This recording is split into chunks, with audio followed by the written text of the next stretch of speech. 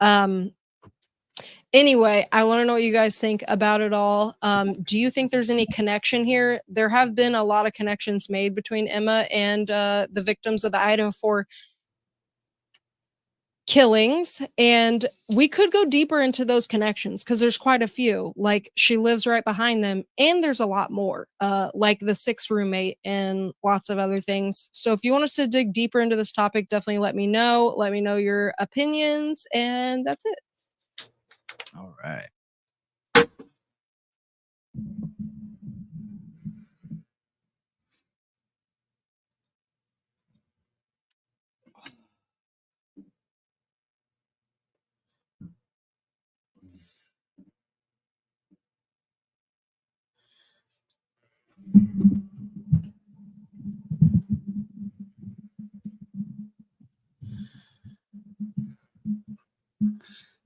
Microphone check. Hello, everybody. Welcome to another episode of your favorite true crime and criminal culture talk show. The True Crime Talk Show, brought to you by Thought Riot Podcast. My name's Brendan. And I'm Malia. Welcome to the show. Yes, welcome. I see a couple people in here saying they just made it to the live. That is great. We are super happy to have you here. And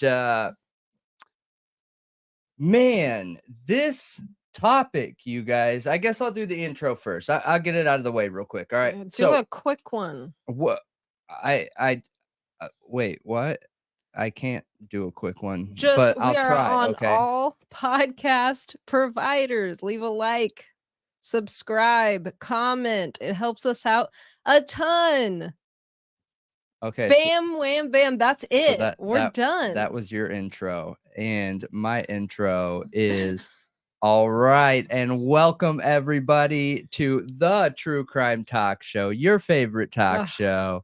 Make sure you hop on all of our social media platforms where you can find us at /Thought Riot Podcast. And we are on everything, everywhere, all at once. You can find us on anything, right? We are on every podcast platform all around the world, all the majors, Spotify, Apple, Google, Amazon, all of them. And we want you there hanging out with us on all of them. All right. One thing to note that's really important, like I literally can't put enough emphasis on this, is we've been having some push and pull back and forth with some people, trolls, right? We'll just call them trolls. And one way to combat that you guys have been doing an awesome job with is hitting that like button and leaving a comment under the video. That is literally something that you guys control. You do. Not us. You guys control. So hit that like button, please. Leave a comment under the video, please. Even if you're just leaving a hi, hello, emote under the video you just watched about Caden Young, pop something in that comment section. I read every single one of them. Every single one of them. You won't be able to put it under this video yet until we're done. So otherwise it's just the chat, and the chat doesn't help overcome any of those views or issues or things like that. So we would appreciate you for that. So thank you very much ahead of time, you guys, because you guys have been killing it on that front. No, I'm going to finish. That's especially end, when right? I'm talking about our viewers. Our viewers are literally amazing. Like, I am blown away every single day at the commitment of our viewers. And I'm just not going to get into the details of the troll control. But yes, I can control them. But you got to be able to know what you're looking for. And the easiest way to do it is through engagement. And that's something that, our viewers do with watch time, comments, and likes. So do all that for us, please. We are all Thought Riot Podcast here, and you are part of this show. You guys are the leaders here. So yeah, we appreciate you. But yeah, done. All right. So, I felt like that video was not my best work, to be honest. I was all over the place. I couldn't get down a linear timeline, and I was think it was still great. confused. I was still confused about the timeline because we do general outlines, okay? But I had an article that I wanted to read from, She does. and my article differed from the outline that because that article was the most extensive, but I felt like I already had a good grasp, so I didn't read it all before I came on camera Yeah. to read it. Yeah. And then when I read through it, I realized, oh crap, there's things that I didn't realize. Like, so he went to go visit his friend, and then somehow, we don't know how yet, okay? That hasn't come out yet. And I don't know if it ever will, probably won't. Like, the only people who may know is Emma, Bailey, and Demetrius, and Caden, who's no longer Yeah. here. Did you but- read a comment or something recently? No. Oh, I'm just curious because like there have been a couple people that have left comments where they're like, "Oh my gosh, I can't believe how immature you guys are. You don't have all your information correct. Every single thing needs to be perfect." And I just saw a couple of those like under the Brent Kopaka video. So I was wondering if that's why you're bringing this up, because of the beginning of the Caden Young video. Some of those details were unclear, but you fixed it by the end. And I was just going to say, don't listen to that stuff. That's part of our unscripted show that makes us different, that makes Thought Riot podcast different than everybody else out there. Is we're not scripted. We're not going to bring you a script, you guys. We're going to walk with you through it. And sometimes that means that we're going to be figuring things out as we're going through it with you, and I feel like that's what makes the genuine connection with our viewers. I wouldn't worry about it, because by the end of it, like, you walked me through it and I had no idea what was going on when we went into it. Well, that wasn't the point. The point is that I was confused, so I don't know how the viewer feels. Like, I don't know if anybody's confused, so I wanted to go through and lay a timeline and give an overview right now. At least like the major points of it. Yeah, that makes sense. So Caden, well, I also found out something today that I also didn't realize while recording the video, because you guys, there's so many there's several content creators who focused on this in the beginning, when this was a thing. One is JLR and one is Truth and Transparency. However, after finding out more things, I realized they were wrong about many things. Like JLR showed a football interview. To be fair, you got to remember though that a lot of the media was wrong. A lot of it was wrong. Yes, yeah. It was. Well, Caden Young is not the football player that we showed in that video. That's a totally different person from a different town in Idaho, at the College of Idaho. Okay. Caden Young played lacrosse. Dude, I knew that had to be it. I knew it. Caden Young played lacrosse. I could tell because they didn't look right. One of them had red hair and one of them had brown. I was like, whoa, what happened? Someone turned 18 and all of a sudden their hair turned red? Like, so I was confused. Okay, got it. U of I investigative journalist Caden Young, you know, the one we're talking about. Mm-hmm. He played lacrosse. I can find nothing about him ever playing football. American football, that is. Got it. So I found the other guy and he appears to still be alive. Okay. Playing football. So, okay.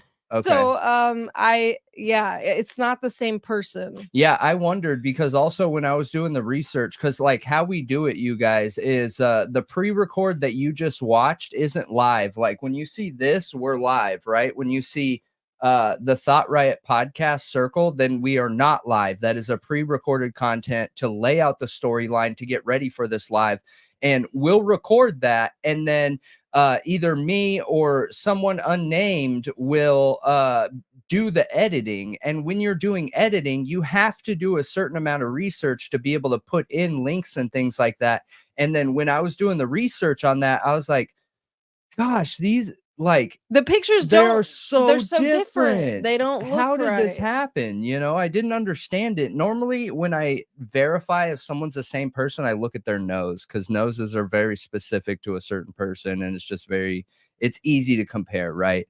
And they weren't the same at all. So, okay, that clears up a lot. But none of the story changes, to be clear, you guys. None of the story changes. What she's talking about is just the pictures that we posted on there. The pictures story and remains the same. his background is a little different. Now, I did speak from his obituary. So the stuff from his obituary is true, but again, he played lacrosse and he was super into camping. He was super into poetry, apparently, and his investigative journalism. He wasn't into football. Okay. That's the only thing we got wrong, though. Yeah, it is, as far as his background. I mean, I think that's a pretty big deal. That's a totally different human. Like, I don't think so, because he's still involved in Greek row. So at least for he was in the fraternity still. He was in the Greek life still. What does that have to do with what I just said? Because, like, if you let me explain. Okay. So my perception when I look at that is people automatically assume a connection with sports and the Greek row. And yes, that tends to happen a lot of times. You can literally go onto any of the fraternities sites, social medias, whatever. Most of them play sports. I would say that somebody who's not playing sports tends to be an odd man out, at least in most fraternities. So the fact that he was still involved in a fraternity and still involved with sports, I don't think that changes anything, because everything is still the same. It just wasn't football. Yeah, he wasn't playing in college, though. Like, he wasn't playing anything anymore. He was doing investigative journalism. But I found all his real social media profiles, and seeing all of that helped me learn a little bit more about him. And part of the reason I'm just like painfully obviously clearing that up is because as our viewers are watching this, I understand, like, sure, football is very different from what did you say, rugby? Or lacrosse? I'm sorry. Football is very different from lacrosse, but that backstory doesn't change anything in the current story that we were covering.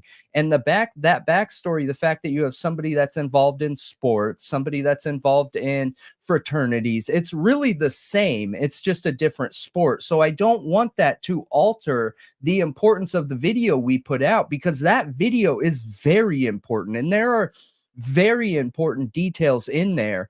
And you know, we, like you had mentioned in there, we're going to continue down that path, because like Emma Bailey, people have been asking about the questions of connection with Emma Bailey and Demetrius with the Idaho 4, and Emma Bailey lived right behind the Idaho 4 house, and Emma Bailey was friends with Caden Young. Yeah, from the U of I. Yep. So I don't want like that change in the story to alter any of those, because those details aren't altered by that. Yeah, I agree with you, but I still think it's important to mention, like, that person that we're talking about that is like the star quarterback is not this guy. So just throw that to the side, you guys.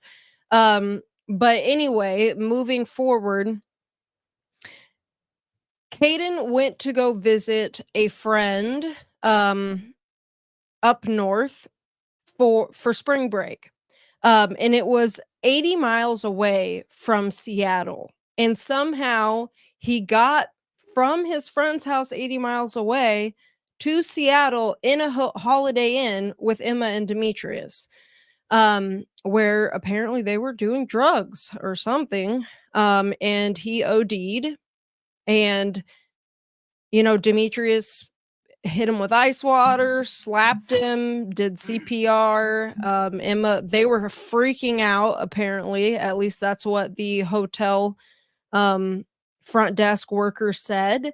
because they asked them to get help. I'm gonna point out some weird details as you're going through this story, like that one right there. The fact that they called the front desk and not 911. You're telling me that none of the three of them had a cell phone?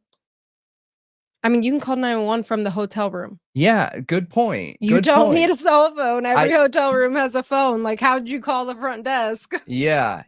Come And they on. called the front desk and said he was ODing. Yeah, we need 911. Please help. Like, what? Call 911 yourself. Yeah, that's really, really strange. And for me, you guys, like, okay, if I'm looking at the situation, if somebody randomly brings this up to me and they're like, hey,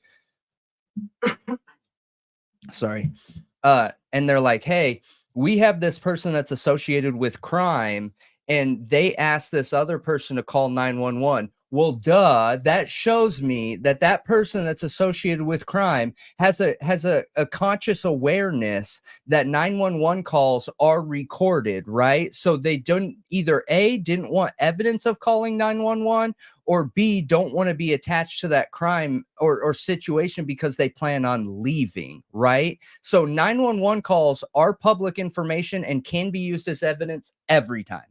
Every single time. So only somebody that is somewhat trained in the criminal world would know Which that. is Demetrius, who is a career criminal.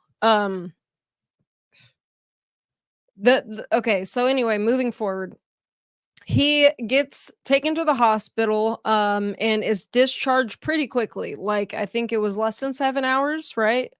It was less than 7 hours, I believe. That detail I don't remember. Yeah, so he was discharged pretty quickly. He responded to Narcan and everything, you know.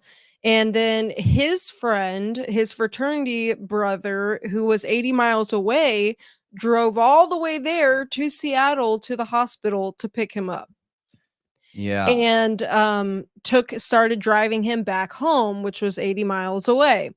And remember, this is according to the documents we found, and to be clear, we found contradicting information too. So we're just going through that, but go ahead. Yeah. So the friend said that Caden was like kind of nodding out, basically falling asleep. He couldn't stay awake in the car. That is crazy.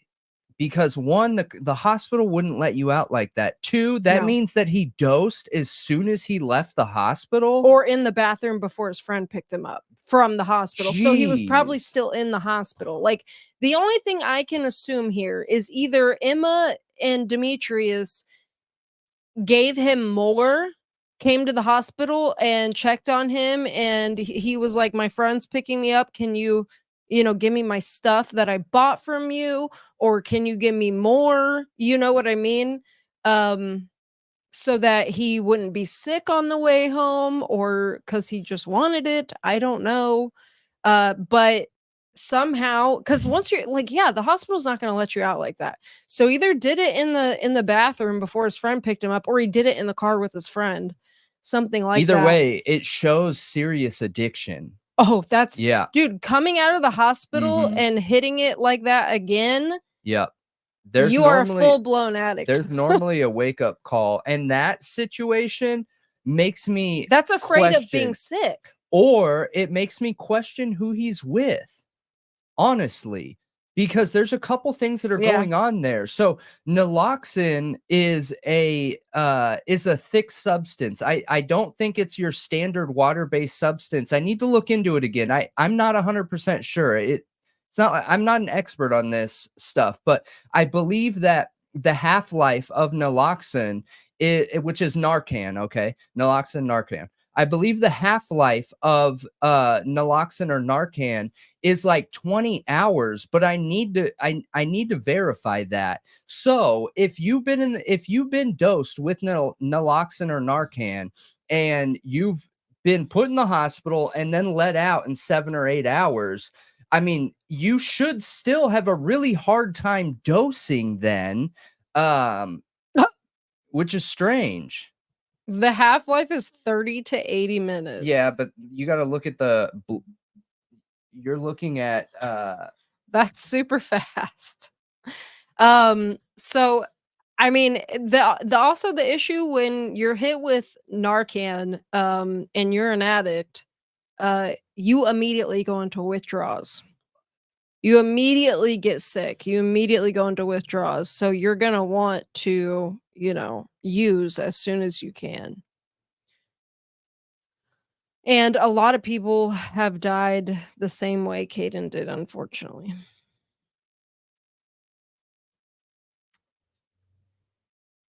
I've actually heard it many times.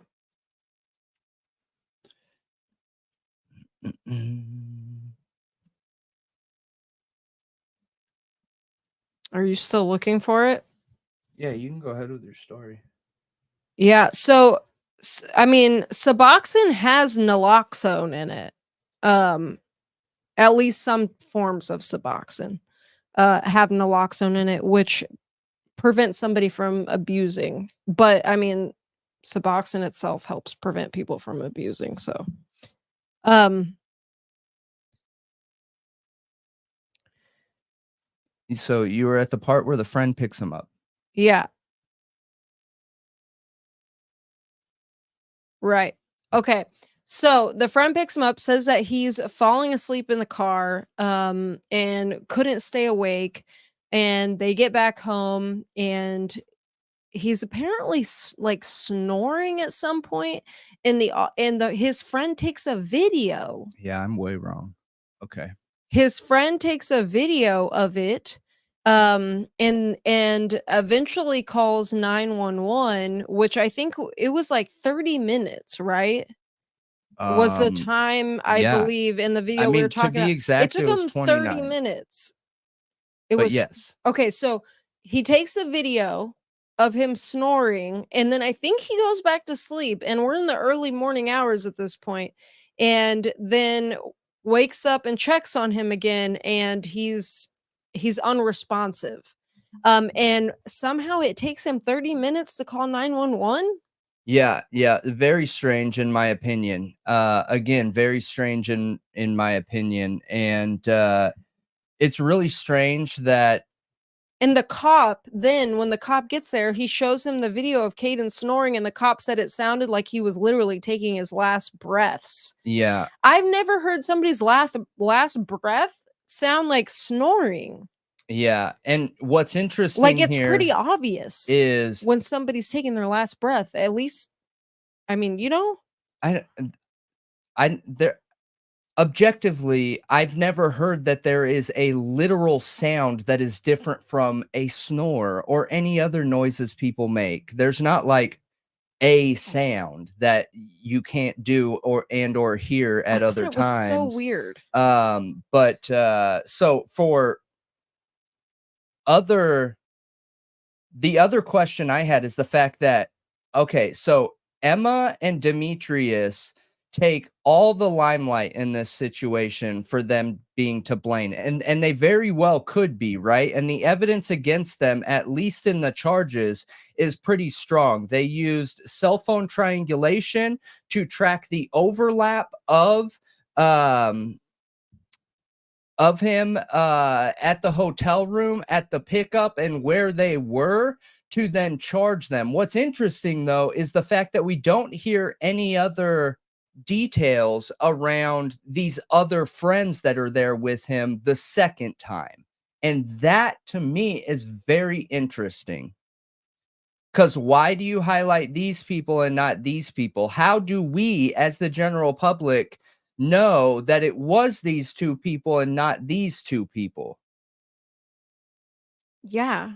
It's strange. I think I mean, anybody involved in a death, all parties should have been named. Like they weren't there when he died. to be fair, it appears to me, that Emma and Demetrius did more to save Caden's life than his own friend did. And I know that's rough to say, and I don't have enough evidence to prove that.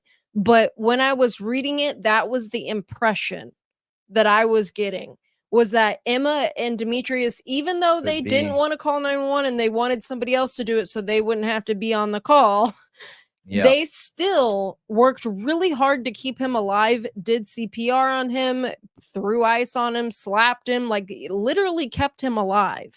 Paid attention. Maybe it just happened faster, I don't know.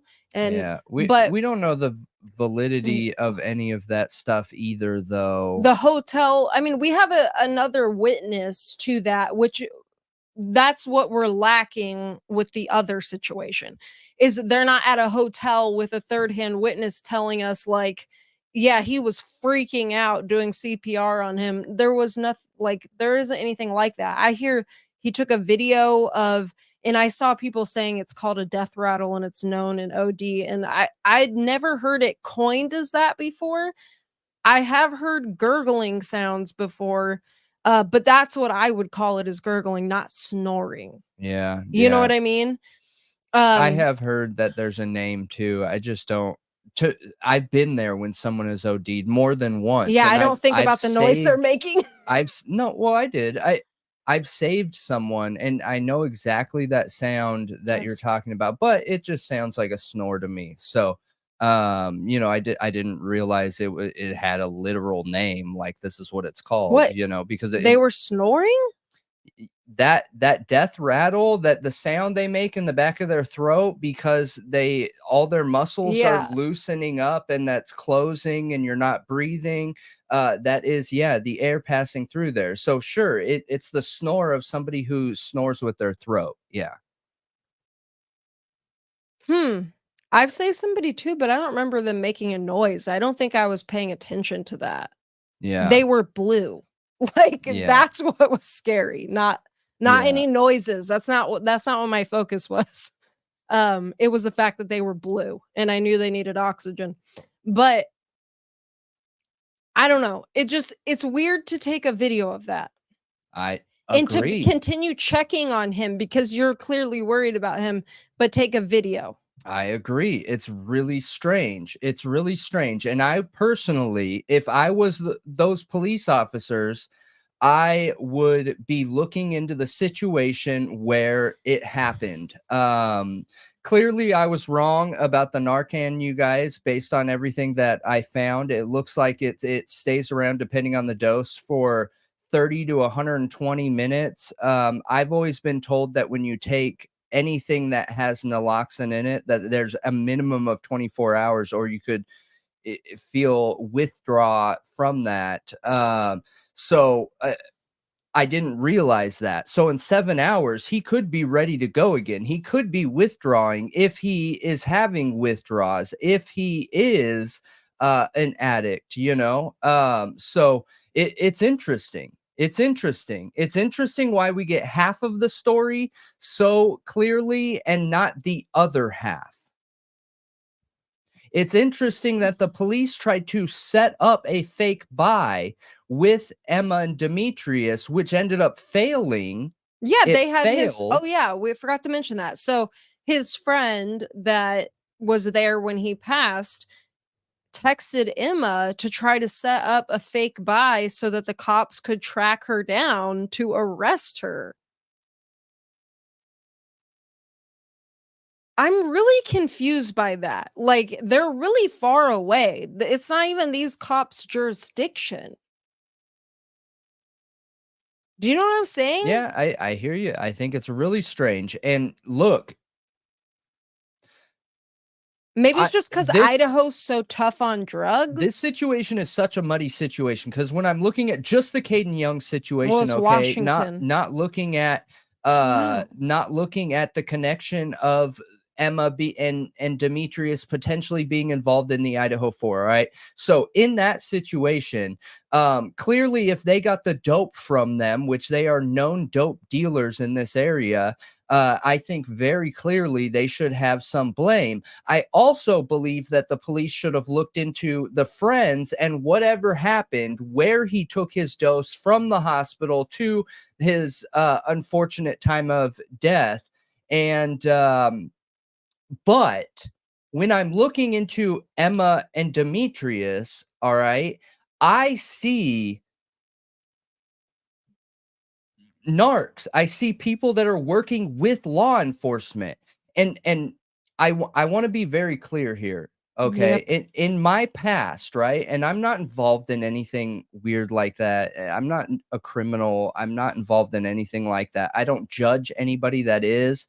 But I'm just at a point in my life where I'm not willing to take those kind of risks, and I don't see any value in that anymore. And I have more desire to be a part of society and try and make, humanity as a whole better and add worth to that. But in my past, when I've experienced things like that, the people that are feeding information to cops, whether they're forced into it or not, they tend to be the least trustworthy people in any situation. So just because they're feeding information to the cops doesn't make them more trustworthy. It doesn't make them more likely to do the right thing. It doesn't do any of that. If anything, in my experience, it was the opposite. Somebody that was talking to police is somebody that you need to go out of your way not to trust, because they are the type of person that puts themselves first before every other person out there. And, that includes life. So for me, looking at them, it's strange. The entire situation is strange. There are a few groups of very strange people that I have very huge questions around. And yes, especially after looking into this, Emma and Demetrius are one of them. They are one of them. Yeah. So, And I'm I'll gonna have to expand on that in I'm a gonna have to do more FOIA requests. Yeah. Because Demetrius's record from some background check sites has literally been wiped. Yep. Because I reached out to some people to see if they had it, and they're like, no, his record's been wiped. And I was like, what? Are you kidding me? And it's like multiple. Also, I found an old court document from another state that says a Demetrius Robinson was charged with manslaughter Yeah. as a kid Mm-hmm. and 12, right? Yeah. 12 years old, and got it overturned somehow later on, but did do time for it. That's probably pretty standard depending on the circumstances. He was at only 12 sentenced years to old. 2 years. Yeah, He was yeah, sentenced that's to pretty 2 standard, years. unfortunately. And I believe he got it expunged technically. Yeah, yeah. Kids barely get any time, you guys, in a situation like that. Which I'm not trying to say they should get more time, but I do think there needs to be some more mental health requirements around that. I think J Ray asked for you to read something. I'm not sure what it was. Whatever you were reading to read something. I don't know. But what's interesting here, you guys, is when we're looking at Which message? I have no idea. With Demetrius, there are like 20 charges in his background, you guys, and I'm not exaggerating. I am not exaggerating here. He has like 20 different charges in his background, everything ranging from assault, multiple assaults, okay, possession charges, dealing charges. I believe I saw a theft charge as well. And with that background, you know how many stuck? 0. None. 0. Absolutely nothing. Yeah, Heather actually sent me several that she got going back to 2018, and not a single one of those charges stuck. And some of those are horrific crimes. Like, cuz I found some things that he had been accused of, like R-wording a girl, holding a girl hostage in a hotel room and beating her, and assaulting her. Many different things he's done. He's got drug charges, robbery, and battery, like Yeah. robbing somebody and beating them. Yeah. He's violent, he's a trafficker, and none of his charges ever stick. Yeah. So has to mean he is a part he has to be like literally a full-time informant. Yeah. Either that or there is legitimate, right? And I'm very cautious about saying this, you guys, because I do think it's tin hat by suggesting without any real evidence that there could be like a local dealer criminal working directly with like law enforcement or the judicial system in any city. That's very rare. I'm not saying it's possible. I'm not saying it's not possible, because it is possible. There have been charges made in the past where that has been going on. And it was going on in not Minneapolis. What did we cover? The gun trace task force. Baltimore. It was going on in Baltimore. So when I look at this situation, I have a hard time just saying, oh, that was definitely going on. But like looking at his background, number one, I see pretty likely somebody who is rolling every time they get charges, or they are just a full-time informant. Or I see somebody that has enough connections that, I don't know if you guys remember me talking about this, but any major area, and a lot of times it is like school to school, right? And there's two schools right next to each other. In that area, there has to be a main distro, you guys. And that is how that side of criminality works, is there's a pyramid of contacts for people who put this stuff out, and there has to be a main distro. Would I expect to see something like that from the main distributor in an area that could possibly have connections there? Yeah, I could see that too. However, just understand how big of a jump that is. That's a big leap. That's a big leap to suggest, some kind of law enforcement connections. But the fact that somebody has like 20 charges and none of them stick, you guys. And they're really, really bad ones. Yep. They are violent offenses. Violent offenses. That doesn't seem coincidental. Like, to say it's a coincidence at that point, and he just is really lucky.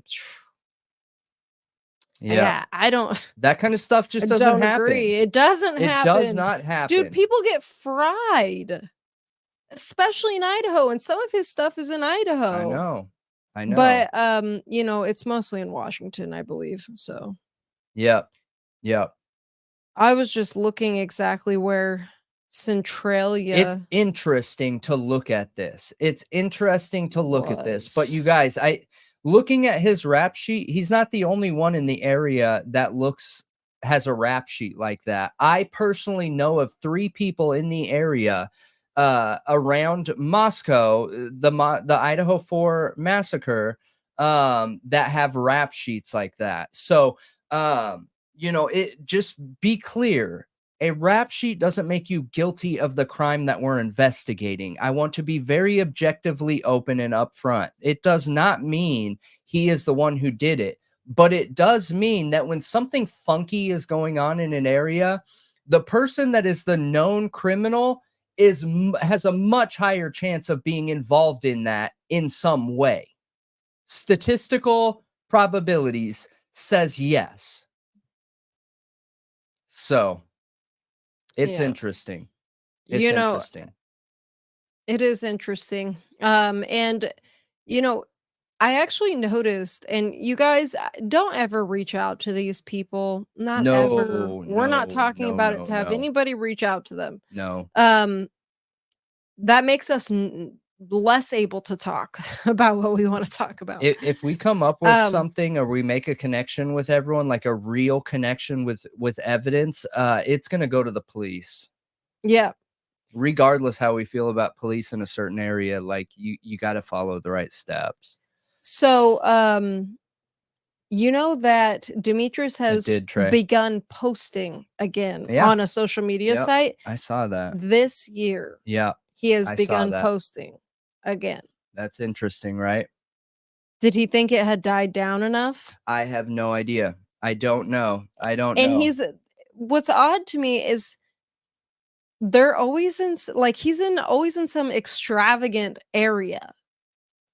You know what I mean? Or in a place he's trying to make look that way. That's what I was going to say. Is it's about where you're shooting, right? You could have 90% of the time you could be at home in the hood. 10% of the time you could be out traveling to these extravagant areas, but 90% of your pictures are 10% of that travel. You know what I mean? Yeah, you just take a lot of pictures when you Right. travel. Yeah. Right. So because I bet he's local, and I think that adds to the probability of him being an informant. Yeah. Informants are how informants work. They aren't going to be like, oh, because you got caught and you're willing to work with us, sure, we'll move you across the country and insert you into a crime-ridden area so that you can try and get all this kinds of information for us. That's not how it works. Yeah, I wasn't suggesting that. No, I don't think you were. But when the friend, okay, of Caden reached out to Emma to try to set her up, basically, in Centralia, I looked up where Centralia, Washington is. It's south of Seattle. It doesn't. I'm curious what area of Seattle they were in because I don't know. Like, I Yeah. guess Seattle's a very long city. You know what I mean? It's kind of like a really long city. Yeah, but what But about it? anyway, so he reached out to her and tried to buy drugs off of her, and she Mhm. said, "Love you guys, but not right now." So this is literally after Caden's gone. Yep. Love you guys, but not right now. That was super scary working through the situation. This man literally died in Dee's arms. We love Caden, and I want him to be straight, and I want to make sure he rests and is taken care of and understands how serious that was. I want to see him healthy. We love you guys. So I'm curious why Caden was up in Centralia with a frat brother, a frat friend, frat brother, whatever. Is that where that guy was from? Does his family have a home there? Like, why are they up in Centralia to begin with?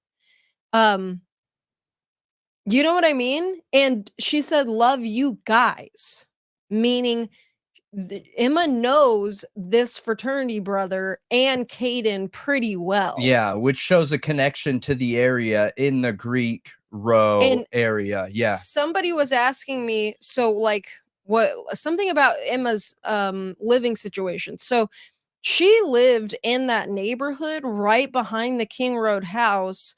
Uh and it was her parents' house, I think, but she was staying there. Mhm. And I believe it's been put up for sale, Mhm. but it's pretty close.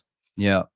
But yeah, that shows that she has a pretty good connection with whoever this person is. Mhm. That was Caden's friend and, And Caden again, himself. to be clear, that comment is as perfect of a response that you can get, you guys. So, like, where I'm going with this is these are not weekend dealers. They know what they're doing. Every single thing that I see come from them says they know what they're doing here. And why that response is so perfect. Love you guys, but not right now. So instead of even responding to the fact that they're trying to buy dope off of them, okay, they don't acknowledge that. Number one, that's the most perfect thing you can do because there is no way to say, hey, I don't have anything because someone gave it to me. Like, you're acknowledging that it came from you at that point, right? So you cannot do that. You cannot do that. Otherwise, that would have given the cops everything they needed to charge and additional evidence. And then continuing to show like empathy around the situation. I just can't see a better response. That is somebody that knows what they're doing in that situation. And Yeah, that was super scary working through that situation. Vague. All of it is super vague, other than he literally died in Dee's arms. Yep. Yep. Yep. Absolutely. She doesn't mention drugs once. Yeah. just that he died. Yeah. Yeah. So I just, to me, that shows, and this is all subjective, you guys. So this is not objective evidence. This is based on my experience and past. Every response I'm seeing and everything they're a part of shows they know what they're doing. They know what they're doing, right? I think a normal response in that situation would be trying to clear themselves, and that's the wrong thing to do. Most people would be like, well, I don't do that. I don't have anything like that. You know what I mean? I think that would be the auto response, and that's actually the wrong thing to do. The wrong thing to do. So yeah, I think it's super interesting. Mm-hmm. Now, the connection. Why do people feel like they are connected with the Idaho 4? So one thing is Caden Young's death. Like that immediately started drawing people to them because of, I mean, they're look at them. There's so many odd things about them, okay? Yeah. And I see it. Like I see the weirdness, and there Mhm. are connections to where it's very likely that they knew the victims. Like Mhm. I think that's very reasonable to say that they knew the victims.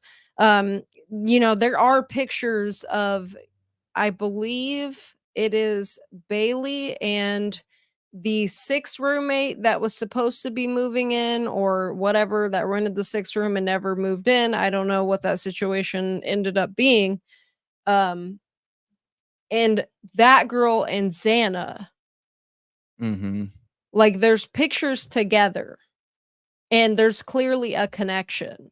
Yeah. And I believe Emma is actually, there's one body cam footage where there was a noise complaint at the 1122 King Road, and one of the girls that's passing by looks identical to Emma.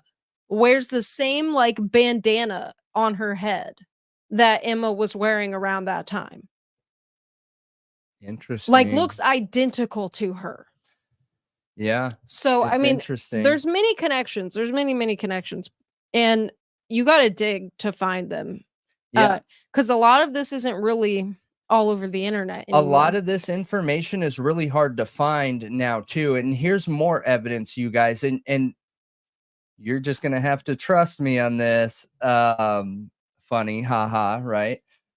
So when I first saw this, I cannot find this now, you guys. I cannot find this. But 6 months ago, when people were talking to us about Emma and Demetrius being involved in this situation, I went digging. I went down the rabbit hole. I literally dig into everything anybody suggests to me. So I went digging and went down the rabbit hole. In my rabbit hole, I was able to find uh, video footage where Emma and Demetrius were at a pool party and there was a fight that occurred, and I can verify this by with the background. This charge is on there and it was dropped. But there was a guy there, at not Demetrius, but there was another guy there that was was being too forward with women. All right. So what that's what Demetrius claims. And then what Demetrius did is started assaulting him and put him in a headlock, held his head underwater. It scared the heck out of him. The guy got let go. He tried running away, but was looking back as he was running, ran into a concrete post or whatever.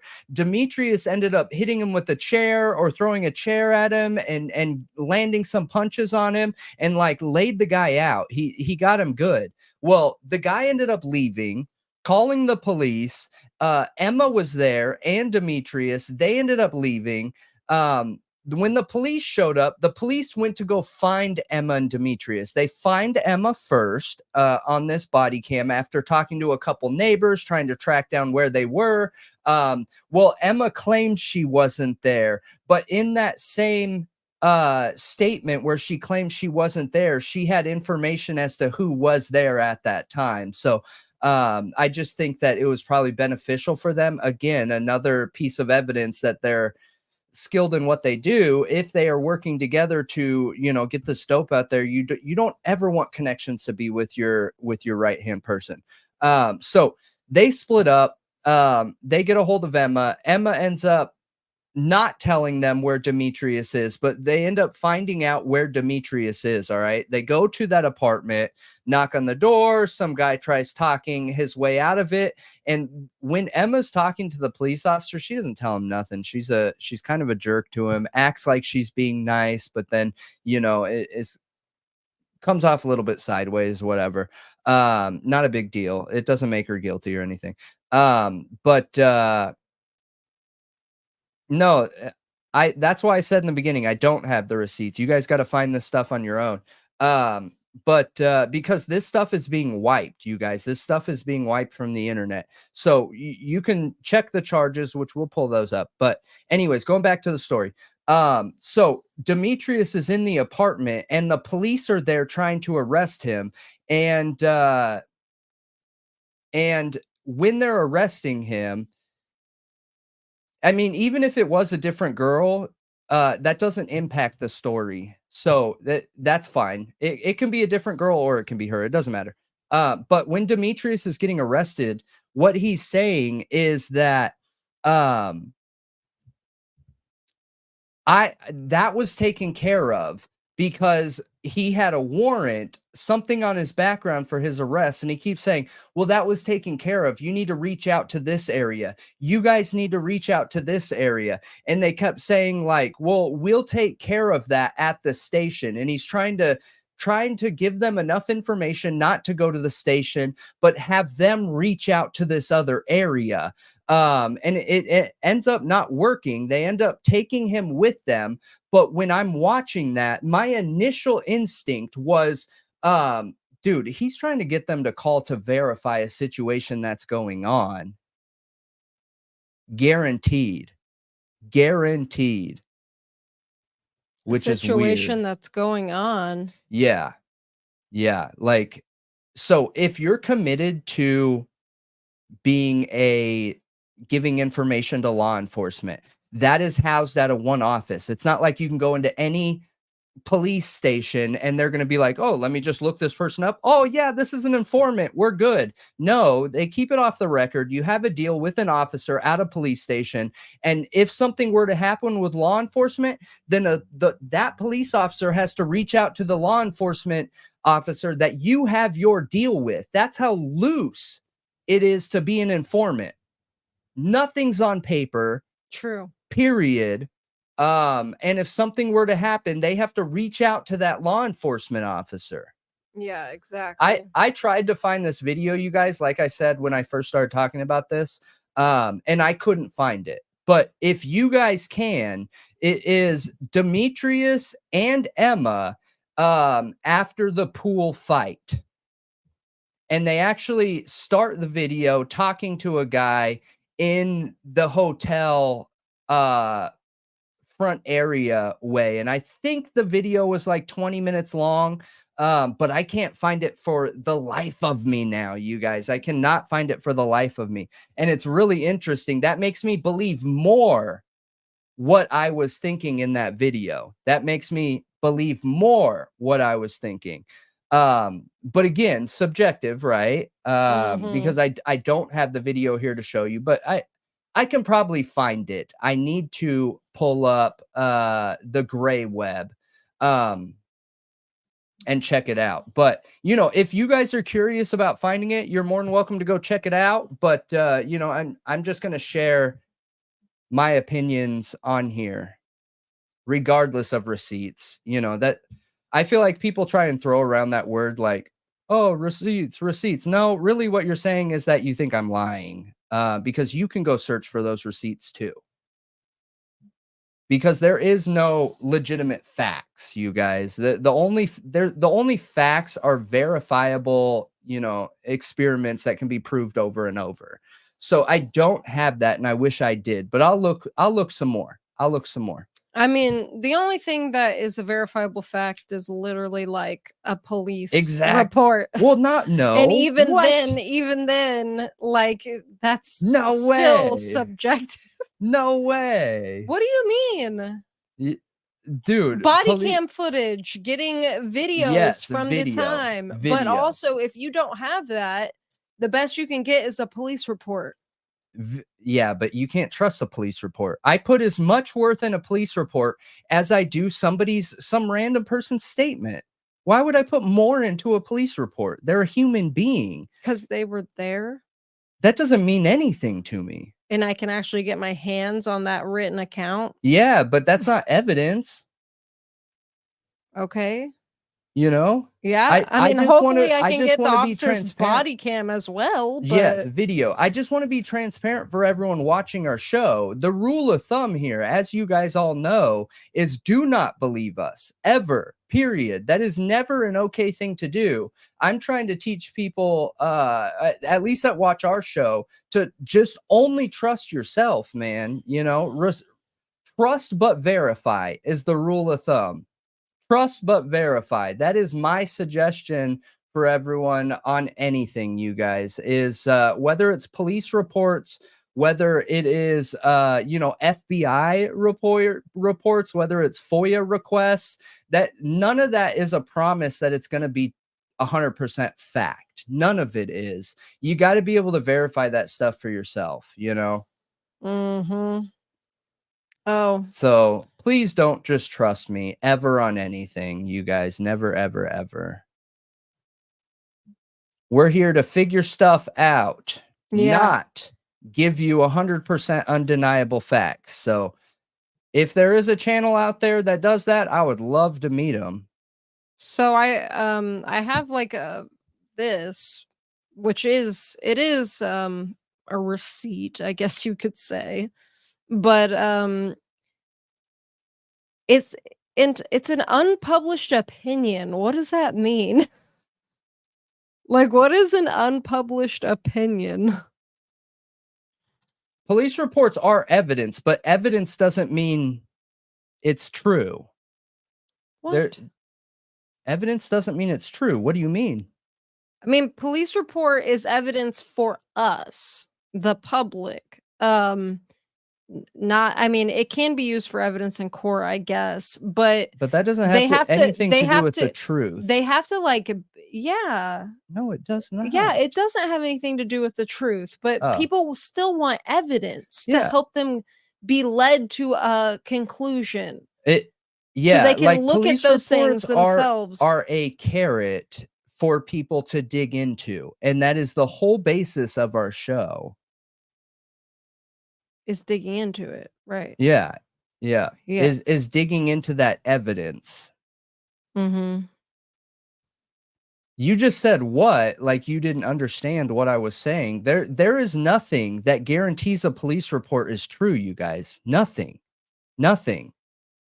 No, there's nothing that guarantees it's true necessarily. Absolutely nothing.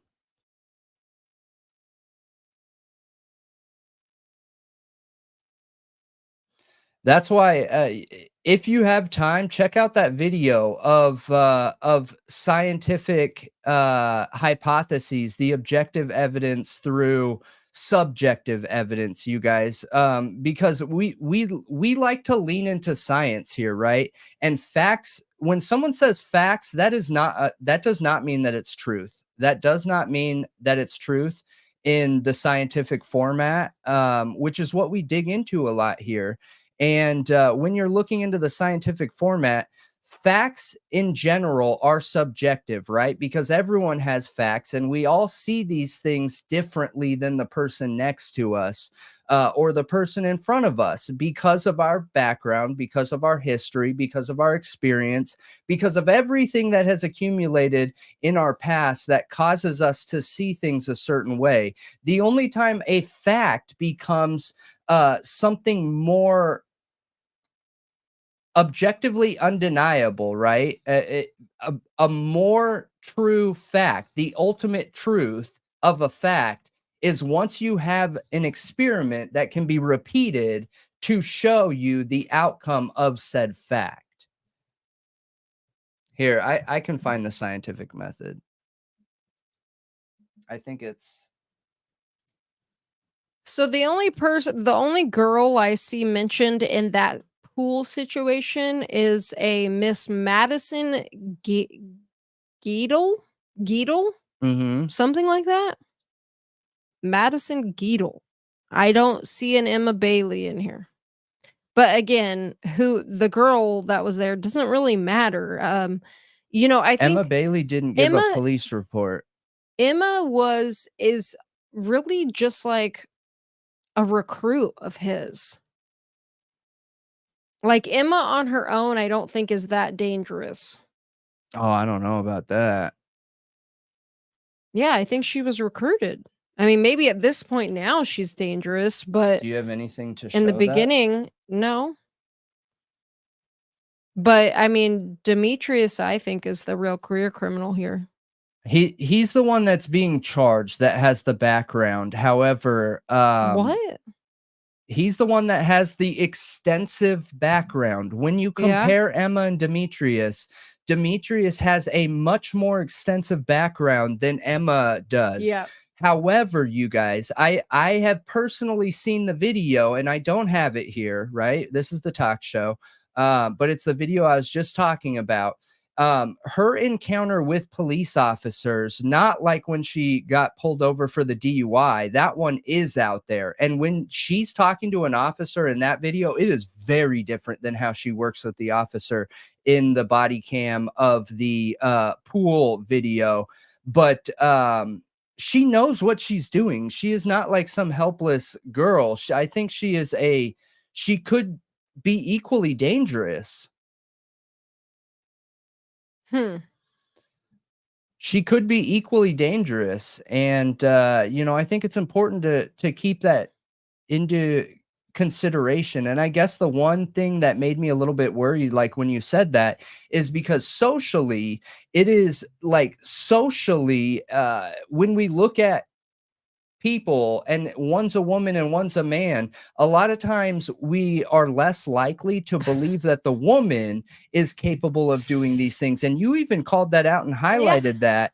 But without objective evidence to prove otherwise, me personally, I'm going to treat both of them exactly the same. I mean, see them both my objective evidence is how much younger she is, how much less of a record she has, the way she grew up, the things she was doing while growing up, some of the things she was involved in growing up, and seeing pictures of her as a kid, and the type of person she was. I don't think she was raised to be the way Demetrius was. Demetrius comes from rough, having to survive. So he's always got that mindset. You know what I mean? Like it's just he's grown that way. I just think that she's been recruited, and I think at this point now learning all the tricks of the trade and all that stuff, like maybe she could be just as dangerous as him now, but I think originally she wasn't. I don't. That's all I was trying to say. But yeah, I don't think you should underestimate women. No way. Underestimating them, from what I've seen, has gotten people dead. Has gotten people. Yeah. Yep. In pretty bad situations. I agree. I agree with what a few people said. I don't see her as a victim. I see her, if anything, as a co-conspirator in these situations. And it's interesting. Oh yeah, I'm not saying she's a victim. That's not what I mean. I get what you're saying. I understand what you're saying, that the mastermind behind this plan, and he is using her because he has multiple charges, so it gives him a little bit of padding. It also makes situations less likely to be looked into if you're pulled over, if you have a woman driving the car versus a black man. Exactly. And this is statistical evidence. So like, I get it. I understand that. However, I do think she's dangerous. And I think a woman that is as bought into a situation and having her man's back, or anything, it could be two women, it doesn't matter, but they're just as equally dangerous as that person. They adopt those same beliefs, behaviors, and everything as that person. So I just want to be very clear here that I think a lot of people believe that she could have some kind of connection to this crime. And a lot of people believe she's more likely to be the connection than Demetrius is. And looking at it from that perspective, I do think that theory could hold water. However, we're just looking for that objective evidence within it. Yeah. But it's interesting. It's interesting for sure. So when people are trying to draw the connection, right, it's very clear, because I want to bring it back, loop it back to Idaho 4, and why people are drawing that connection. But everyone that's here, we appreciate all of you. Super stoked to have you here in the chat. If there's anybody new, welcome. We love having you here. This is the True Crime Talk Show by Thought Riot Podcast. Hit that thumbs up button, leave a comment below the video. Actually, you can't leave it right now on the live stream, but that's just a comment from what we were talking about earlier, just with some of the issues we've been having and stuff. It helps the algorithm when you leave comments under the video. So if you would leave a comment under the video, I read 100% of them 100% of the time and respond every time. So even if you're just saying hello, welcome, emote, anything, that would be incredible. And thank you ahead of time. We appreciate you and glad that you're here. Yes, we do. So with the Idaho 4 evidence and Emma and Demetrius. So Emma's mom's house was right behind Idaho, the 1122. Okay. Yep. So, right. That just location doesn't make her guilty. I get that. But based on the evidence that we're looking at here, and I just remembered how I could get that video. So next stream I'll have that video, you guys, that I'm talking about, the body cam footage. Oh, really? Yeah, I remember now. But I don't remember what I was just saying. I'm trying to find a specific comment because somebody asked a question, and okay, so cam girl selling like racket drugs go hand in hand. Oh, it's not a question. Okay, I thought you were asking. I was like, yes, they do. So because I think that's partly what was going on there, just so you know. So go ahead. But so with the Idaho 4 evidence, right, I think that looking at this crime, like why this crime is important, is the fact that this proves that they have a connection to the Greek life. They have a connection to the Greek life. We've already proved that 1 out of every 2 fraternity people leave the fraternity at the end of their college stay as an alcoholic or an addict, meaning they're getting dope from somewhere. You guys, they are getting dope from somewhere. Well, these dope dealers, proven dope dealers, have a connection to the Greek life in that area, right? And they live right there. Really close by. They live right there. Right by 1122. You know, I've heard some speculation about them or possibly. I mean, she does. Yeah, I mean her, but I think I mean it seemed like they did a lot in Pullman though, too. Well, I'm sure that's where they picked it up. Yeah. But anyway, I've heard some people speculate, like, could Inan Harsh be their supplier? I don't know. I don't see there think being so. I mean, objectively that makes sense because he had very large charges. However, that's an uncommon setup to have a distro dealer in an area and then sell to one other distro dealer, or maybe they're a lot smaller than I'm thinking. Maybe they are the street level dealers. I don't know. I mean, Emma does make a really good street level dealer for a college frat row. You know what I mean? Like frat row, she's a perfect dealer.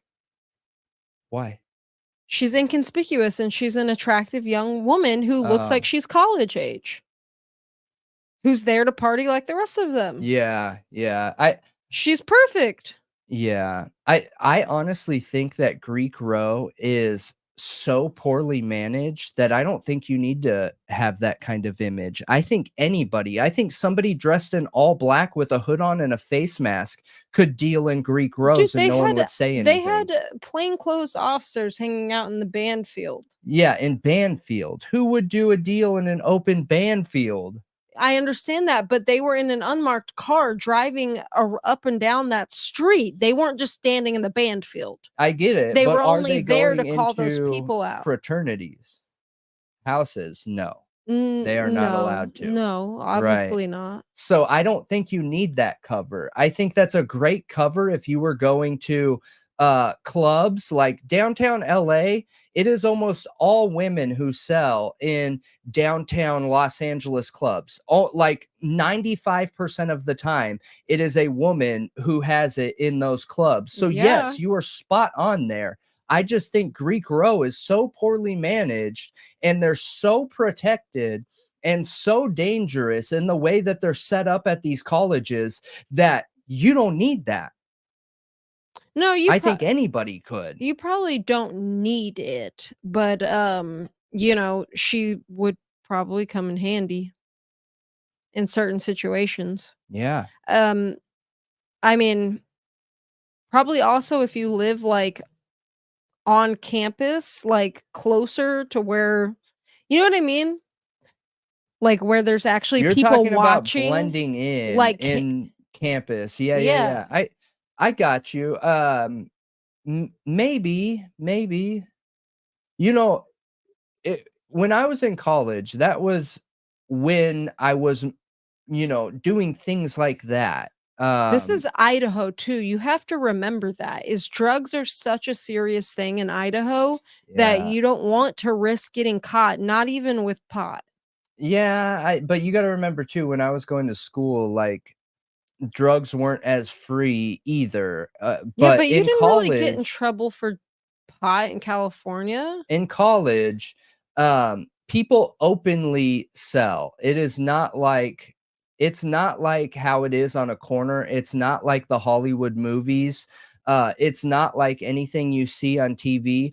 In college, it is openly, hey, there'll be literally a room full of people on Greek Row, and they'll be like, hey, who has this drug? And it's that open. Nobody's trying to hide anything. They are 100% totally and completely insulated from anything, any accountability. So messed up. It's so messed up. It's Ugh, so messed up. it's gross. So, yeah, I see what you're saying, but I think maybe there could be more to it. But my big question is Demetrius the type of guy who could do a crime like the Idaho 4? I mean, I don't know. Hustlers are not mass or serial enders. I'll tell you that. No, not usually. Not usually. Not usually. He doesn't seem like that. He seems violent. He seems to be a violent criminal that if you get in his way and you're on his bad side, like in the way of money or, something that he would hurt you. But it never sounds like he was like, walking around stabbing people with knives or Right. anything like Right. that. Because that's not good for your business model. And I think that's why hustlers, and when I say hustlers, you guys, I'm talking about somebody that has a side game of whether it's selling drugs, whether it is selling, like pimp type situation, whatever, right? People that are making side money that is not taxable income is what I'm classifying when I say hustler. So when you see hustlers, do I think that they are capable in general of committing a homicide? Yes. If it comes down to something having to do with their image in the area, somebody's questioning them or they need to prove something, yes. But this Idaho 4 crime, in my opinion, doesn't feel like it was a message type crime. it feels personal. It feels like the suspect who did it is the one that had the reason to be there, in my opinion. Yeah, I think so too. I think whoever did it was personal to them. So, And they clearly are like a sociopath. yeah, Yeah. I agree. It's interesting. Mm-hmm. I It gotta go to the is. bathroom. Okay.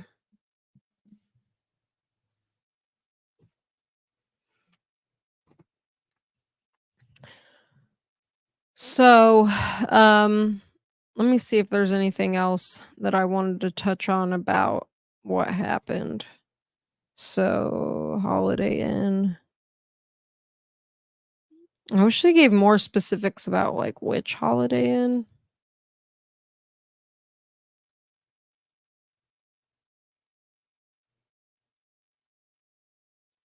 While in Washington on March 16th, during U of I break, Young first stayed with a former college fraternity brother in Centralia, the same man who would pick him up from the hospital and take him home the day he died.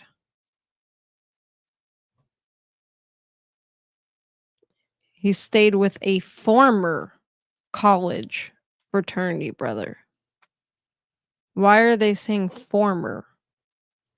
Because even though Caden has passed away, it's still not former. Not really.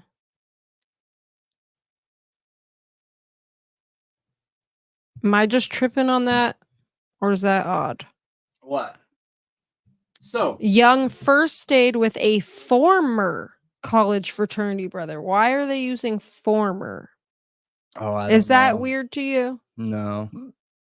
No, I think they're just trying to portray him being out of college.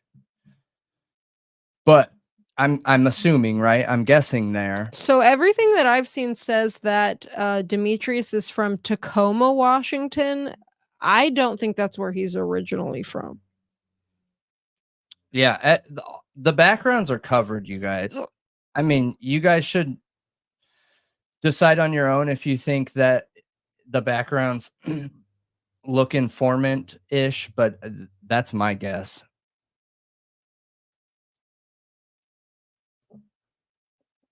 And I would love to know from somebody why they think it's not. Oh, and 20 charges with violent felonies, all dropped. yeah, it's a lot. So um one thing that I kept hearing that was like people are getting confused by is that they think Caden ingested cocaine that was laced with fentanyl. Um, I mean, what was in his system was extensive, okay? He had a lot of things in his system. After hearing about what all was in his system, do you still think it was coke laced with fentanyl? Or do you think he was just doing both, coke and fentanyl?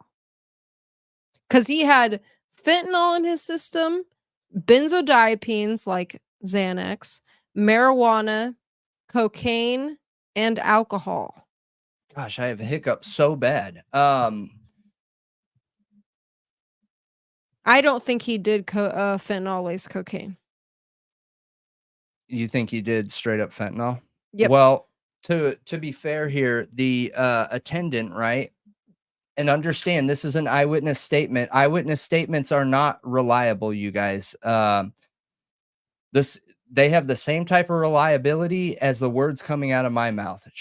Shouldn't be anything. Trust but verify, right?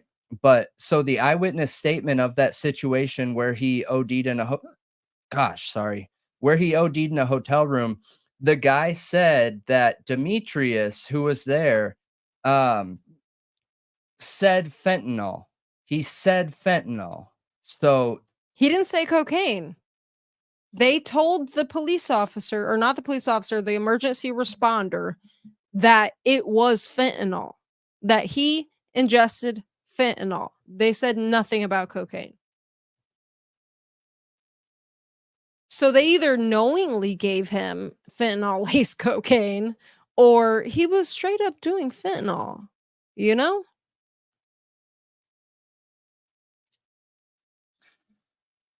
Yeah. Yeah. And people are drawing the connection with him because he was an investigative reporter. Yeah. Kaylee Gonzalez was believed to be an internet sleuth, according to her mom. Yeah, I looked up the papers he wrote for the Argonaut. There's only 3 of them, and none of them are about, like they're about human rights and stuff, but they're not about, like, the crime or anything. Well, that's interesting. I'll be right back. Yeah, But I sent you a picture of it. It's probably still on there, right? That's interesting. That it was human rights focused, you guys. It's interesting. It was human rights focused.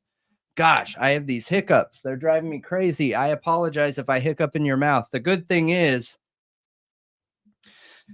we have software on here on the computer. So for the live streams, no matter how loud I get or anything that is done, it won't blow your eardrums out because there's a sound gate. Sound gate means your volume can't get above certain, you know.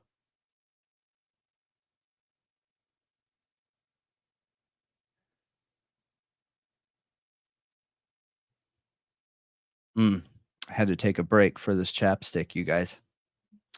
It's just too good. Okay. So one thing we're going to look into is the continuation of the Brent Kopaka topic, which is what we covered last night.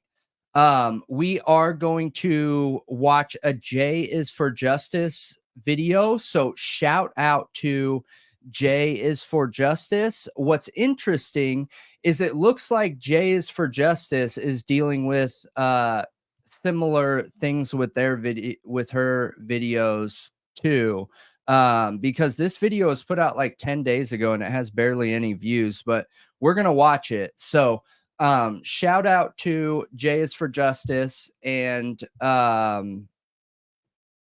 shout out to J is for Justice and yeah, it should be good once Malia gets back here. I'm back here. Yeah, you know, I don't want to get on the troll topic, you guys. No, just don't. It's just funny that you know, the cities have attempted to change, but okay, let's see here. You All right. Okay. So with the Brent Kopaka topic, you guys, some people let us know, and I hadn't seen this until today. Okay. So we had covered the topic yesterday. Are we doing a members only tonight? Yes. Yeah. We had covered the topic last night, giving a rundown of the overview of the Brent Kopaka story, and we put a huge emphasis on the struggles that soldiers have with PTSD and TBI. I mean, talking about Brent, there's an opportunity there to highlight some of the issues we have and why it's important to take care of our soldiers. Well, because we were talking about that, multiple people had mentioned that there's this video out here, and this video was recorded on June 29th of 2022 at like 11:47 or something like that. And at night, yeah, at night. And he is having an episode, and I think it's important for people to understand like what it can do to people, what it can do to people. So in this video, in the beginning here, we are seeing the officer walk in the hotel. Then the officer goes up through the elevator, and then the officer goes to the wrong door. Very shortly after that, they encounter Brent Kopaka here. So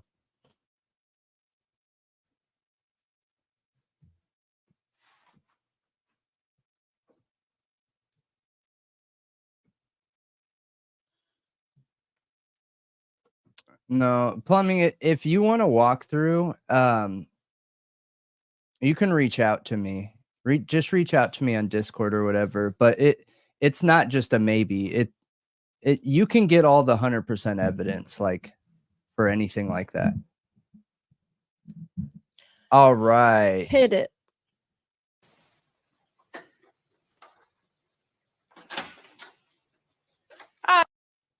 Did you call 911? Okay, I think I have the wrong number then. Oh, Oh, sorry about that.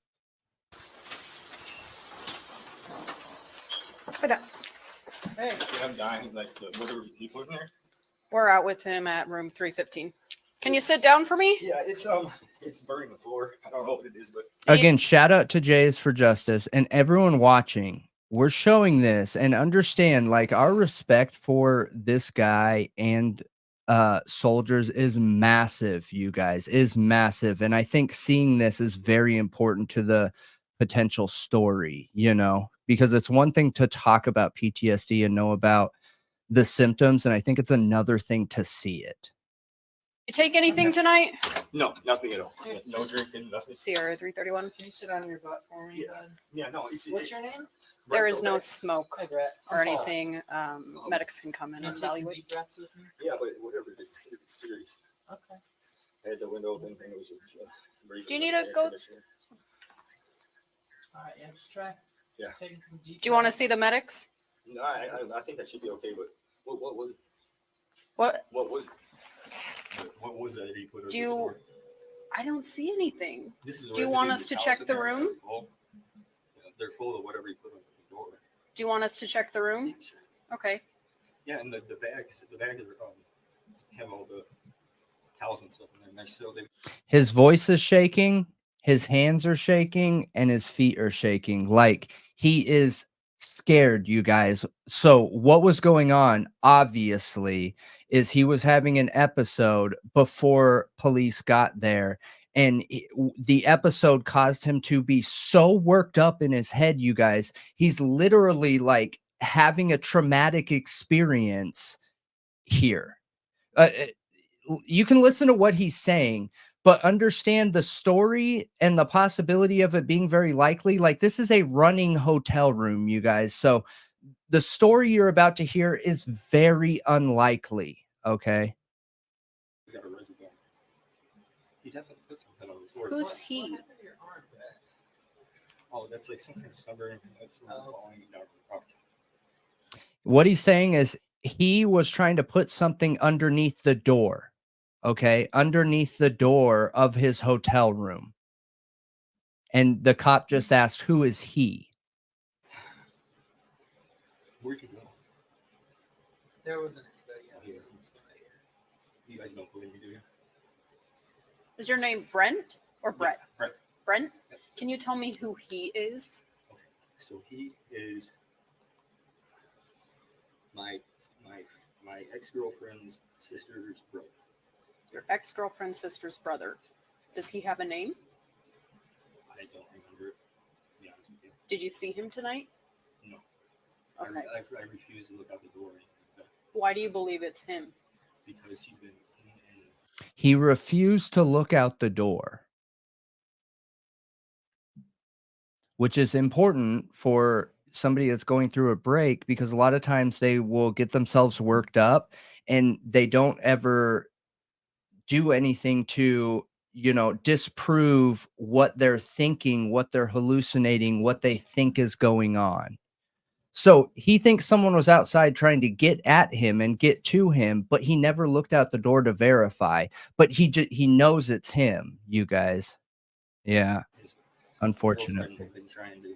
He's done this more than once. Something Okay. like this. So he's just really upset at me, and he's like I said, did this more than once, and I just can't believe you guys are believing.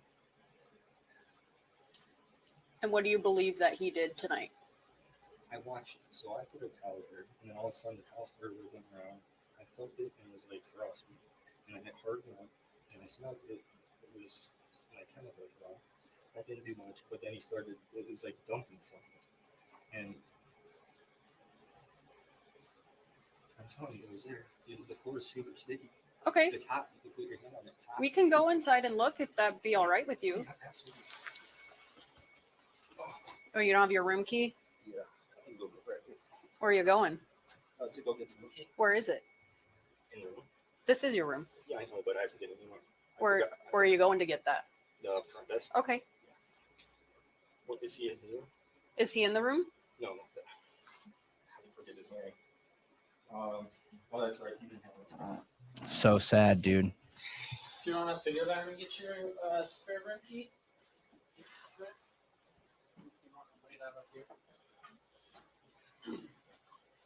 You're kind of shaking and stuff. Is it okay if we just have medics come in, check your vitals? He's literally shaking. Like, We can get the room key for you. That'd be okay. And we can check out the room, make sure everything's all right. Do you feel safe? Do you want to go get the room key? He Do looks you so feel safe skinny. staying in here tonight? I mean, they were here for 3 or 4 hours, trying to get me to come out of the room. Mm-hmm. What are they saying? They would do things like, wait for me to turn my light on, or they would go around with their cell phone and call mine to see if it would go off. So listen for it. Mm-hmm. And they would call my phone over and over and over again. Stuff like that. Okay. Have you had any alcohol tonight? No. Have you had any drugs, any narcotics, No, let me say no. prescription medicine? Nope. No. Should you be taking any prescription medicine? No. Do you feel okay? Yeah. Besides, Yeah, I was just started sweating down and started to leave. where do you live at? Out in Pullman. In Pullman? Yeah, 1455 Northeast Grandview.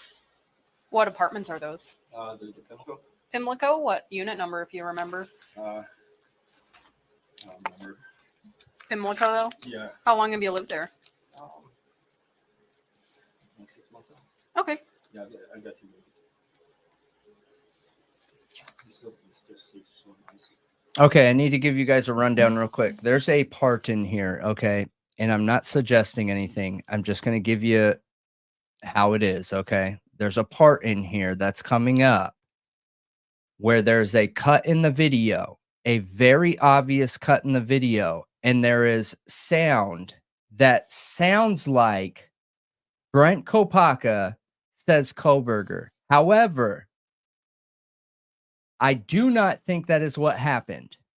I do not think that is what happened. I'll play it a couple times for you guys, though, so you can hear yourself. But I do not think that audio is how it happened. Just to be clear, you guys. Say again? It tastes really nasty in the mouth.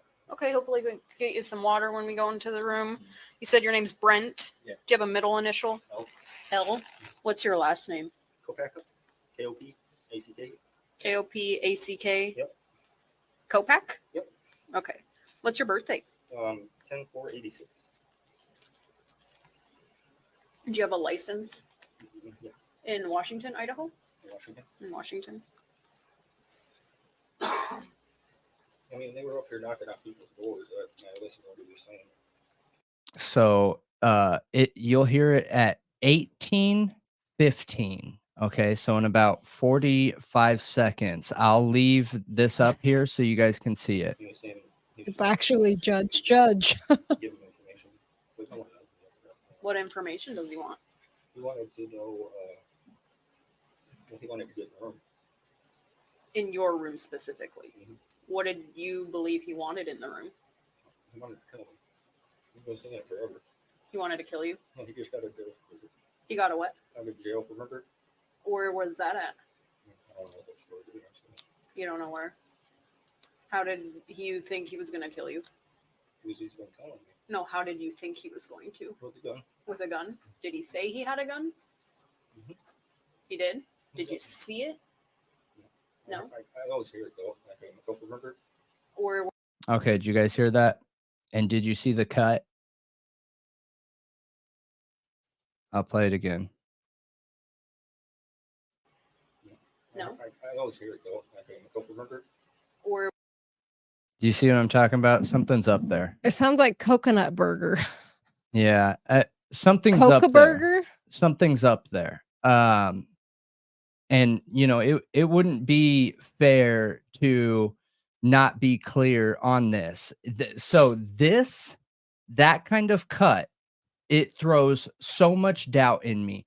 Could it be real? Sure, it could. I haven't verified this, you guys. I don't have the original file. We are getting it, but I don't have it yet. I'll play it again. I'll play it a couple more times. Hang on. you did? Did you see it? No. I always hear it go. Remember? Or Coker burger? I mean, I don't know. It's really weird. Coker did you see burger? it? No. I always hear it go. Remember? Or was that at? weird, right? Yeah. It's right on the cut. So that's why I have a doubt. Big time. Big Who- time, big time. Who Doubt did it. cut See that it? footage, man? No. I always hear it go. Remember? Or was that at? I have You no don't know where? idea. How did you think he was going to kill you? He's been telling me. No, how did you think he was going to? With the gun. With a gun? Did you And they're saying the same thing over again here. So I don't know what's being said here, you guys, but it sounds like maybe they were saying something private, and when they did the cut to put audio over a part that isn't public knowledge, it just so happened to make it sound like Kohberger. I have no idea, but Sounds like Kokenberger. yeah, I think It's really weird. I think it's clear that people would very easily take Kohberger from that, but I don't. Yeah, that's not. It's clearly not what he was saying. It was cut. Yeah, I'm just curious how that got cut, who cut it, and why. And the universe does weird stuff sometimes. I mean, I feel like the universe is alive and sends us clues just to mess with our heads and make us think everything is connected. yeah. I swear. There's such weird things like that. say he had a gun? Yeah. He did? Or Did it's you our see it? human brains, No? just making connections where there aren't any. Okay. Okay, we have the room key. Do you want to go in and we can check it?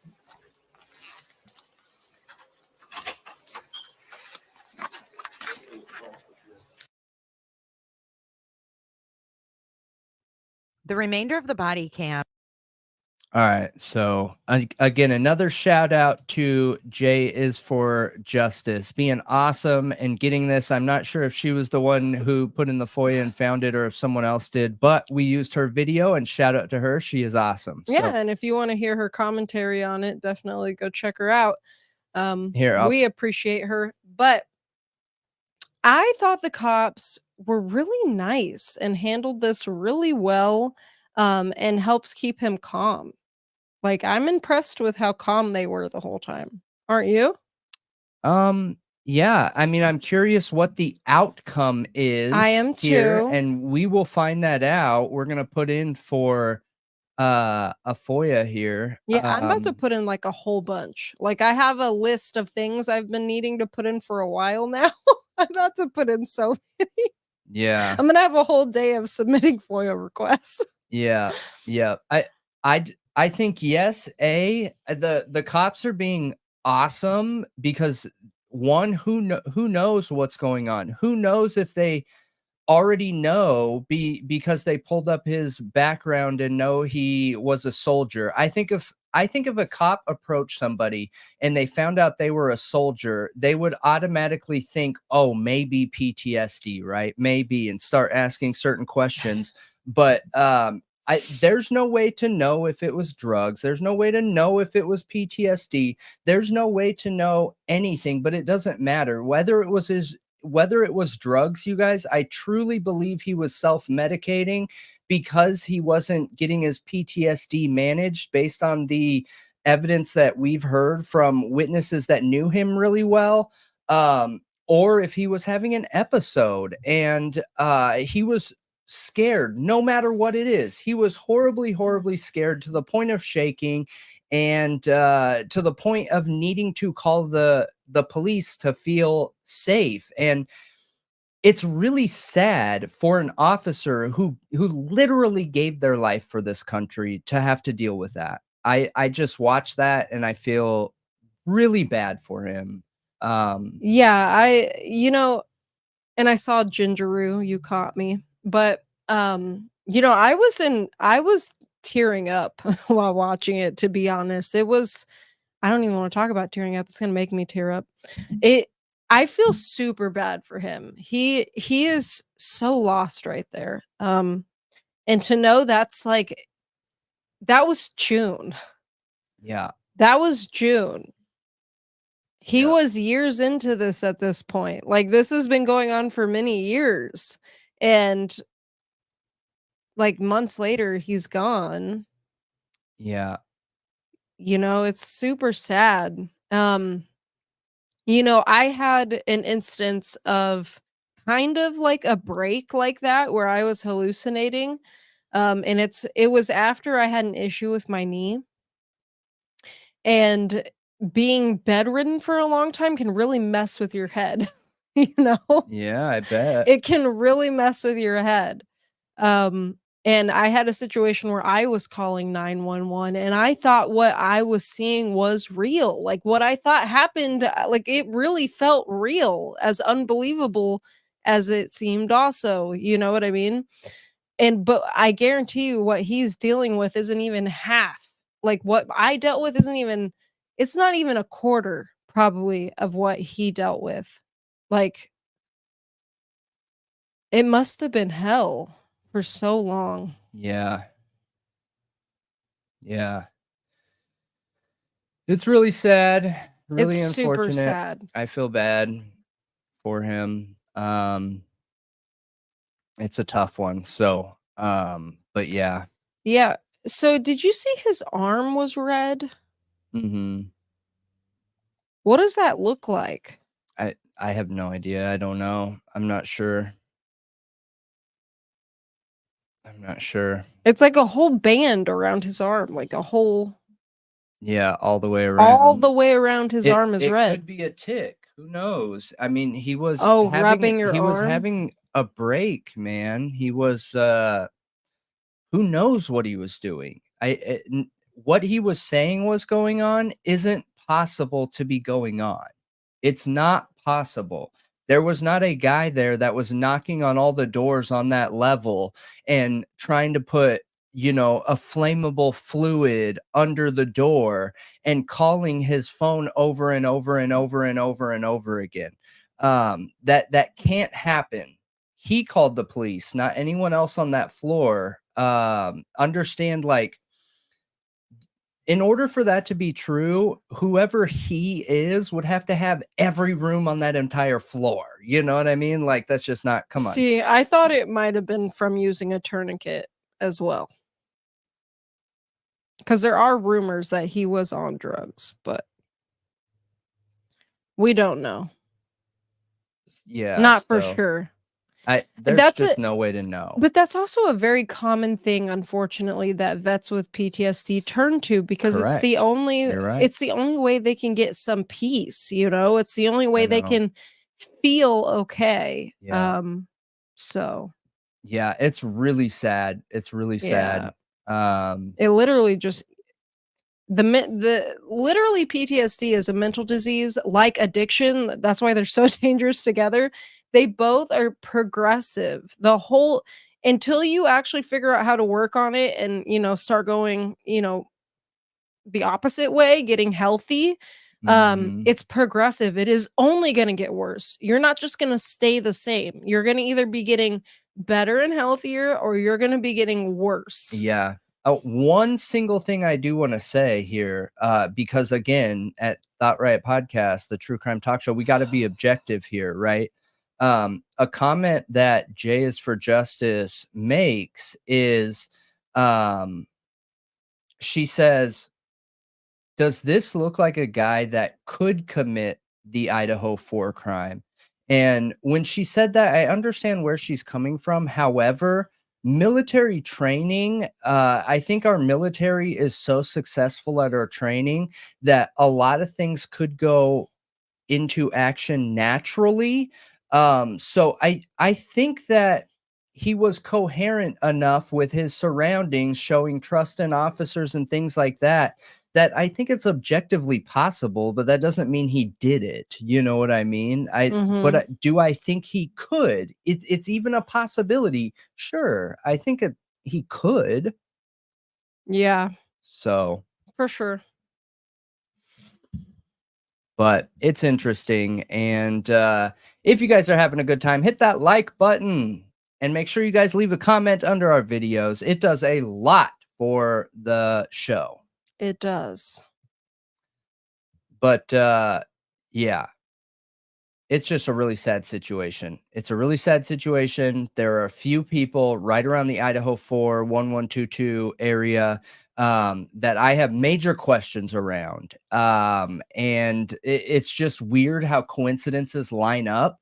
And unfortunately, you know, a lot of people have issues because he's a vet, because he literally gave his life for this country. They have issues even talking about Brent Kopaka in the same sentence as the Idaho 4. However, I do think there's a way to talk about it objectively, honestly, upfront and open about it. And the coincidences he has are strange. There's no way else to put it, you guys. Like it is strange.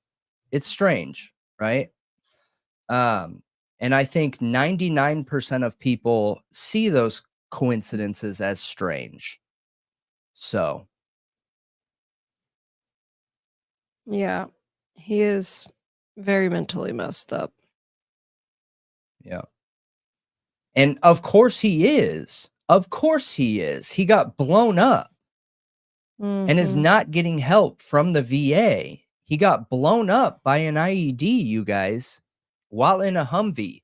He got TBI, traumatic brain injury, and PTSD. TBI and PTSD.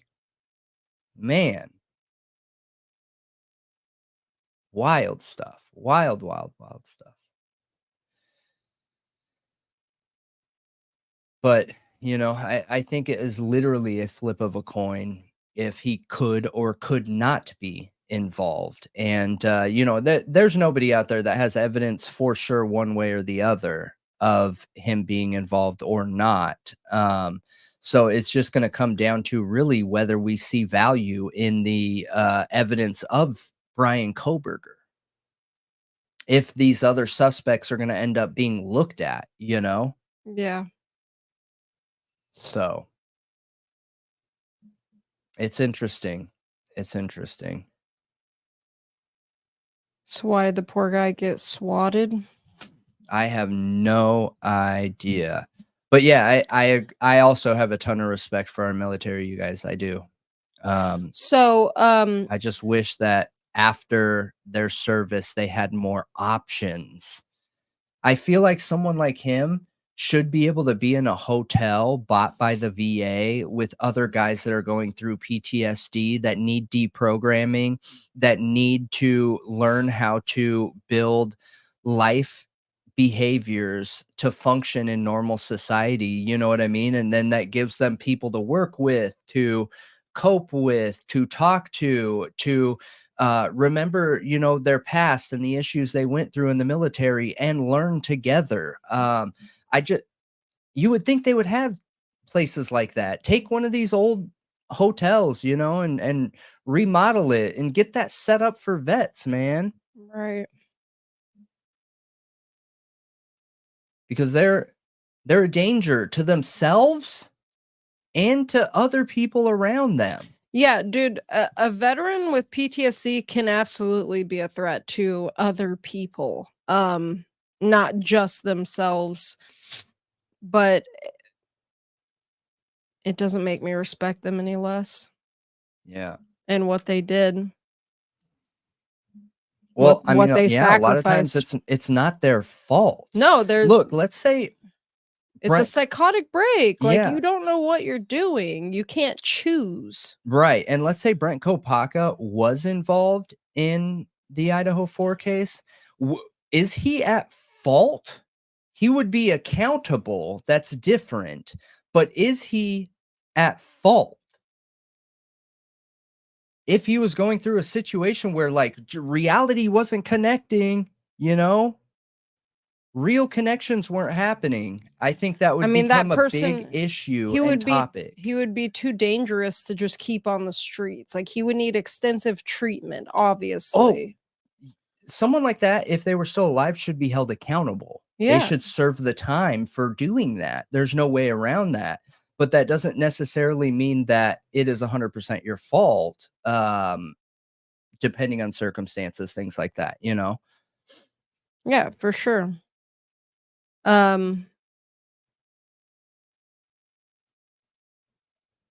Yeah. But I saw somebody say that they don't like how the government experiments on civilians, and there are real cases well, yeah, of them it's experimenting declassified. on civilians. But I know soldiers personally who were in Afghanistan that got experimented on. Yeah. And they got like live viruses fed to them essentially, and like nasal sprays and Well, Agent Orange, that they did that without even knowing what was going on. And it anyone that was on the ground during the Agent Orange sprays, oh man, their lungs are toast, their stomach is toast, their skin is like it's really awful, man. And I'm not here to bash the military. I think a lot of our success in the military has been unfortunately learning the hard way as we were going through battles and as things were going on in the world. But man, do the soldiers take the brunt of it. Yeah. Really. They literally get experimented on with vaccines. Like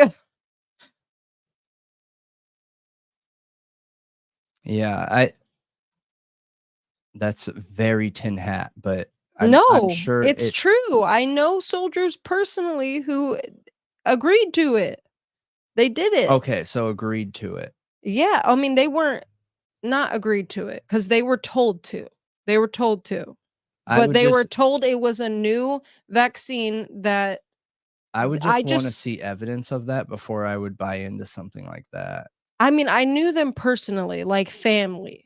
So I know it's true. I just, I'm not going to have documentation of that. I don't think you're going to be able to find it. No, you won't. It's one of those situations where like we can theorize about it, but there's no way to confirm that, and that's just a very big jump to be like, oh yeah, I respect and love my military, but just to let you know, I do believe that they take these military guys and just test on them unknowingly against their will. You know what I mean? Oh, they know they're being told to take it. But they don't have a choice, really. Unless they make a huge stink about it, maybe. I don't know. But I've known several soldiers who had retired tell me that. Yeah. They were given, things that they had to take, especially when going to another country. And the vaccines weren't approved. But they, like, for example, say you're going to the Middle East and there's a certain type of, bacteria in the water or food. And if you eat it, you get super, super sick. And they have a new vaccine that you can take, but it's not FDA approved yet because it hasn't gone through all the testing yet. The military can expedite that and get it to their soldiers. Mm-hmm. And they are experimented on. The data is collected. Yeah. But it's also to protect them. Yep, I gotcha. I gotcha.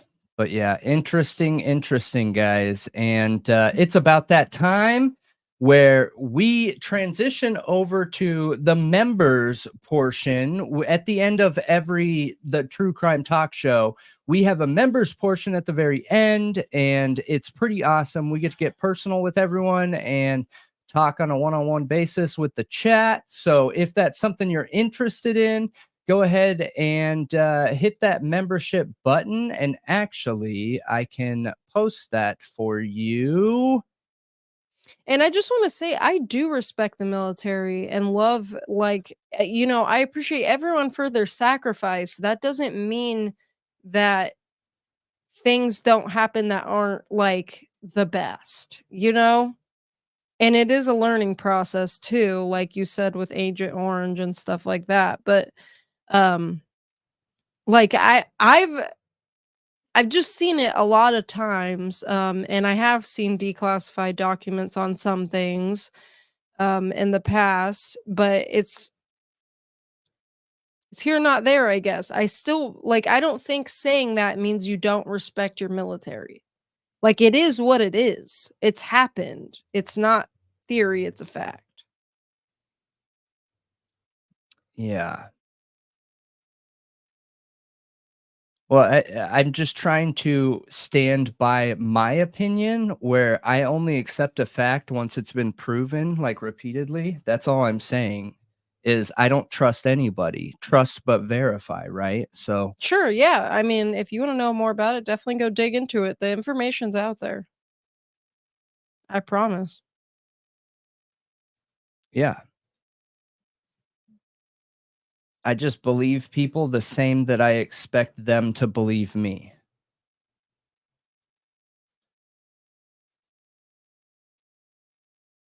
Which is hopefully not at all. This feels like a pretty big commitment. All right, you guys. I am pulling this up right now for you. I posted that membership link. I posted the Discord. If you don't know what Discord is or how to get it, Discord's awesome, you guys. And it is just like this chat here, but you can go into it whenever you want. It doesn't cost any money, and people just post updates on cases and things like that, which is awesome. And there is no payment services, monetary, anything like that, you guys. So, ooh, Moonlit Baby coming through with 5 gifted memberships for people. That's awesome. We appreciate you. That is incredible. Yes, thank you so much. And but yeah, with Discord, you guys, it is completely free, and we just continue the conversation. It's a place to get updates and alerts when our videos are coming out, because we all know that YouTube isn't always reliable with alerts and letting people know what's coming out, who, what, where, when. There's a lot of people on YouTube. There's enough room on YouTube for everyone with an endless amount of views, so.